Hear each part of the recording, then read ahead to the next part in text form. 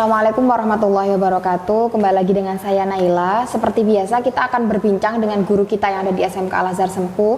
Untuk pagi ini kita berbincang dengan Pak Asnan. Beliau ini merupakan guru pembimbing yang ada di SMK Al-Azhar Sempu. Baik, langsung saja teman-teman kita sapa Pak Asnannya.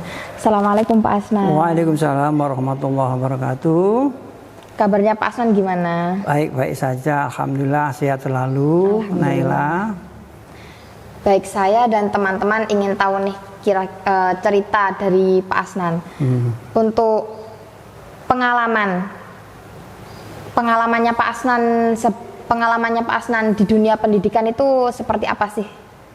Ya, terima kasih atas pertanyaan Mbak Naila. Memang kayaknya Allah sudah mentakdirkan ya kepada Pak Asnan ini suka dengan pendidikan ya. Yang pertama dulu Pak Asnan kan jadi kepala, bahkan bukan kepala yang pertama itu, 6 bulan itu pernah menjadi KTU ya, dari kepala KTU itu tata usaha itulah ya.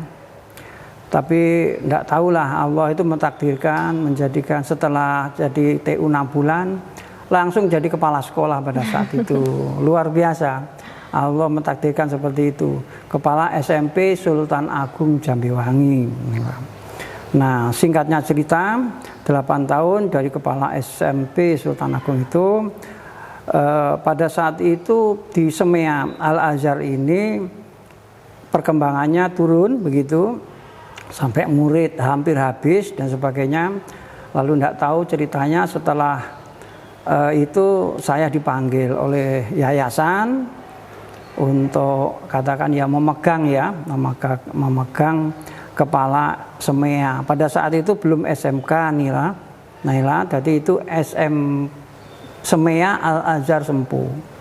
Dulu banyak SLTA atau SEMEA SMA di Kecamatan Sempu pada saat itu ada hampir 8 kalau saat itu.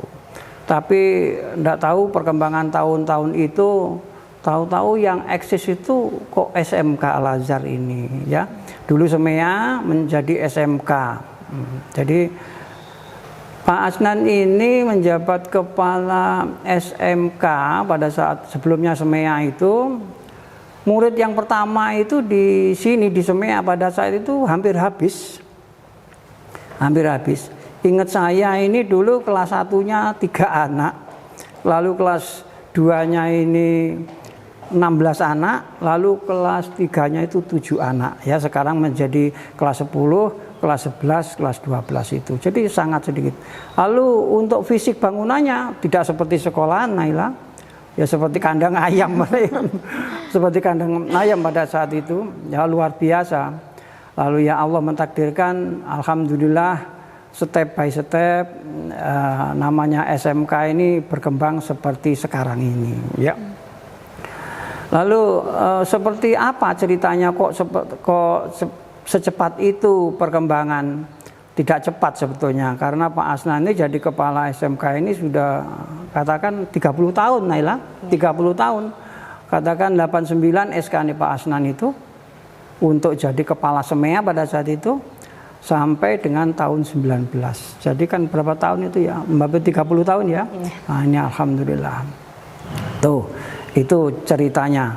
Lalu bagaimana tentang pengembangan ini? Ya terus-menerus kita mengembangkan. Setiap ada peluang dari pemerintah, kita terus melakukan terobosan-terobosan bagaimana supaya dulu gedungnya kan cuma 3 yang di timur itu. Nah, bagaimana caranya Pak Asnan mengembangkan itu? Ya kita berupaya terus-menerus. Kita harus bangga bahwa kita ini berada di lembaga pendidikan pesantren, SMK yang ada di dalam pondok pesantren, pasti punya banyak kesempatan dan peluang untuk mengajukan bantuan ke pemerintah gitu ya.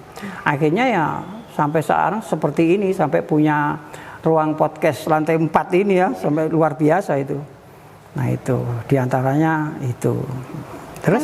Sekarang jurusannya sudah 5. Waktu awal Pak Asnan ini jadi SMK itu jurusannya berapa? Yang pada saat Pak Asnan itu dulu 2 sebetulnya ya. Mulai berdiri itu ada perkantoran, ada akuntansi, tapi tinggal akuntansi. Setelah Pak Asnan ini ya berubah menjadi yang sudah ada itu. Iya, sampai terakhir ya tata busana ya, jurusanmu itu. Terakhir tata busana itu. Ya memang kita harus terus melakukan inovasi dan kreativitas supaya sekolah ini mampu bersaing dengan sekolah-sekolah yang lain gitu. Kalau enggak ya gimana ya?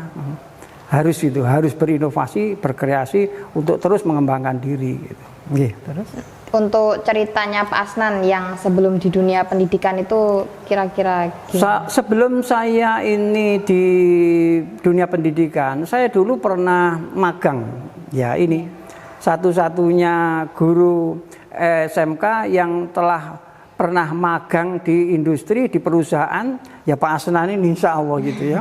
Karena apa? Kebetulan Allah mentakdirkan sebelum saya di lembaga pendidikan, saya telah magang dulu di Perum Perhutani Banyuwangi Utara. Jadi perusahaan umum itu perhutani itu ya. Itu kira-kira hampir 8 tahun magang di perusahaan. Sehingga manajemen kami ini banyak diwarnai oleh manajemen perusahaan. Ya.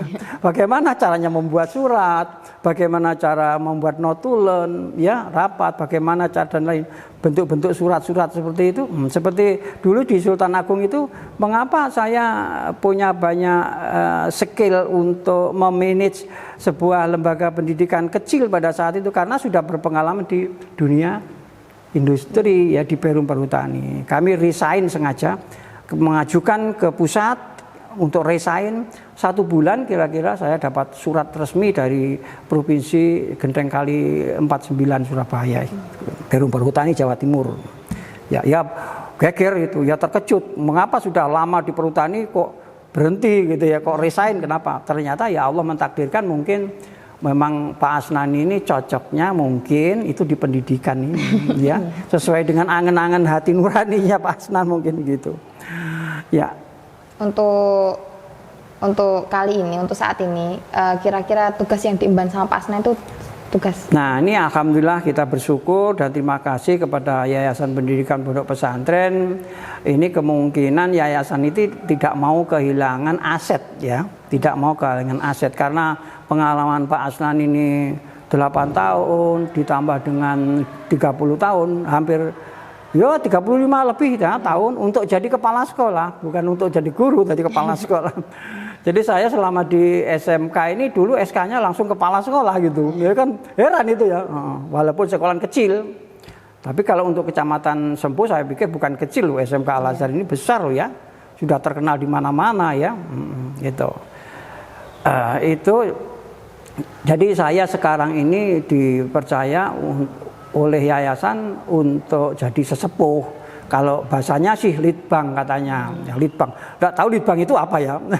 Peneliti dan pengembangan. Jadi ikut bertanggung jawab bagaimana supaya lembaga pendidikan yang ada di pondok pesantren ini kayak ada SMP Al-Azhar, ada MTS Al-Azhar, ada Sanawiyah MTS ya sama ya, MAPK ya Al-Azhar, lalu SMK Al-Azhar masih diberi semacam kewajiban untuk ikut-ikut memikirkan kemajuannya. Itu namanya litbang. Ya alhamdulillah dikasih kantor sendiri ya. Selama 2 jam, 3 jam duduk manis sana ngomong-ngomong sama bapak-bapak kepala sekolah itu ya.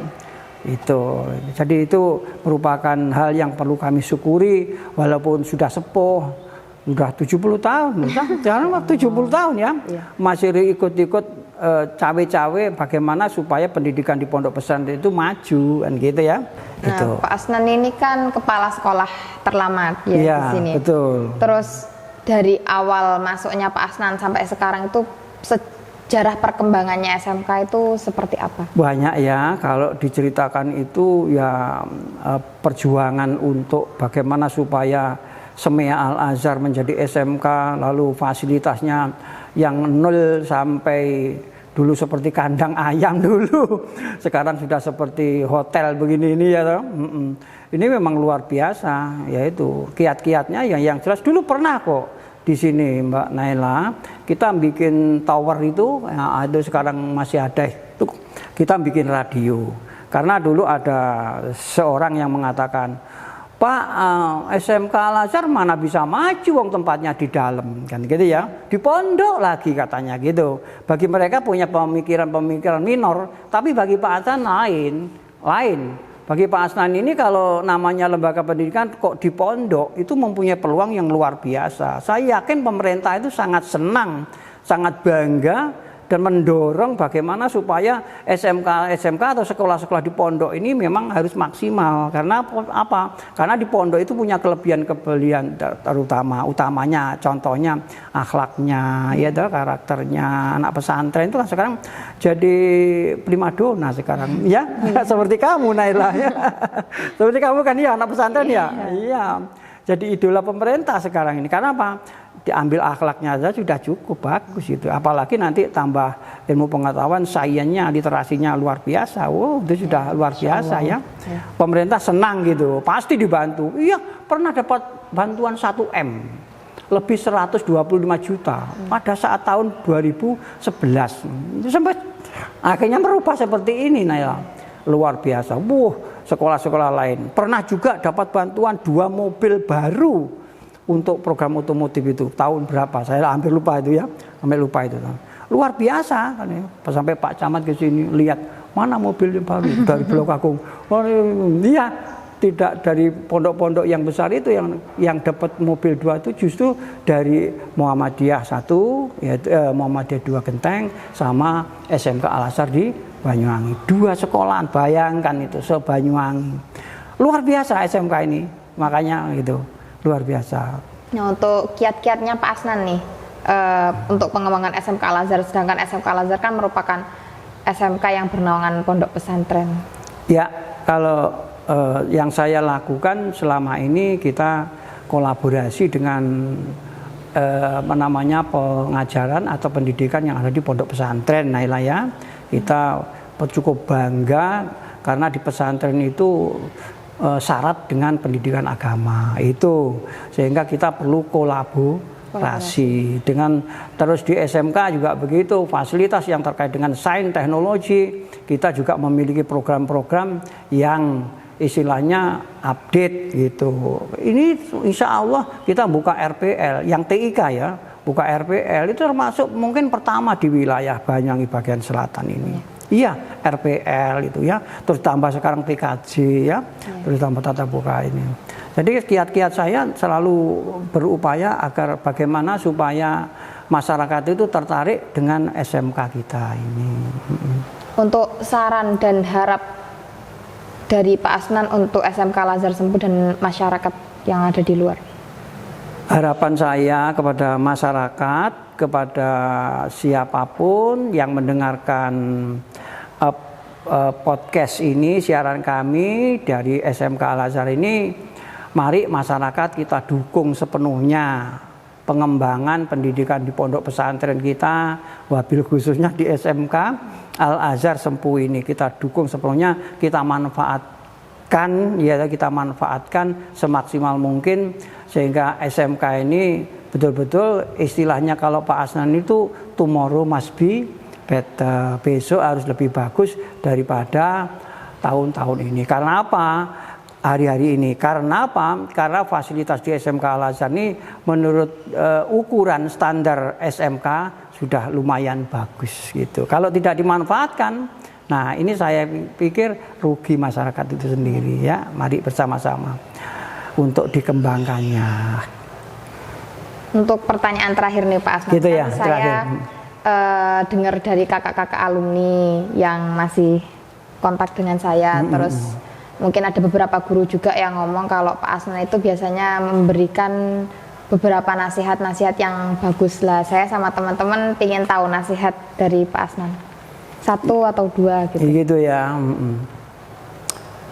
Karena kita ini berada di usia masih muda, jangan sampai lena dan sampai lupa bahwa perkembangan zaman sekarang ini banyak tantangan, sehingga seharusnya bagaimana kita ini bisa memanage tantangan-tantangan itu. Misalkan maaf gangguan kita HP, satu contoh ya, teknologi apapun bagaimanapun namanya kehidupan sekarang ini tidak mungkin kita tidak punya HP. Tapi bagaimana supaya kita bisa memanage HP itu, kita pakai, kita isi, kita dengarkan sesuatu yang bermakna bagi generasi. Dan sekali lagi, terus yang berikutnya, kita jangan sampai lupa apa yang disampaikan pada orang tua, ya toh?